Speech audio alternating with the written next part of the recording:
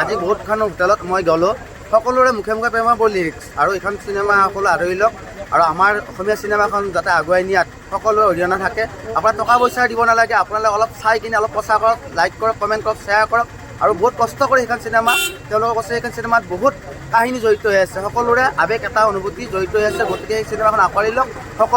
প্ৰেমৰ পলিটিক্সৰ ওপৰত মই যদি ভাল ব্যাখ্যা কৰিব লগা হয় বহুত কিবা কিবি হ'ব লাগিব। গতিকে সেই বস্তুটো যদি পলিটিক্সটো চাব লাগিলে প্ৰেমৰনো কি পলিটিক্স সেই বস্তুটো চাব লাগিলে অসমৰ বাটে ঘাটে চেনেলটোৰ যোগেদি যি শুভমুক্তি হ'ব অহাকালি 10 আগষ্ট তাৰিখে আমাৰ শুভমুক্তি হ'ব প্ৰেমৰ পলিটিক্স নামৰ ছবি এখন। গতিকে সকলোৱে চাব, আদৰি ল'ব।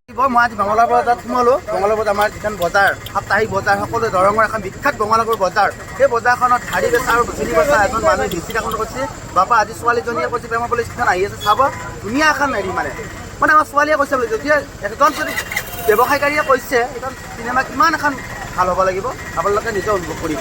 প্ৰেমৰ পলিটিক্স চাব লাগিব। চাব লাগিব প্ৰেমৰ পলিটিক্স। প্ৰেমৰ পলিটিক্স ছবিখন আহি আছে অসমৰ বাটে ঘাটে চেনেলটোত, সকলোৱে উপভোগ কৰিব, বহুত ভাল হৈছে।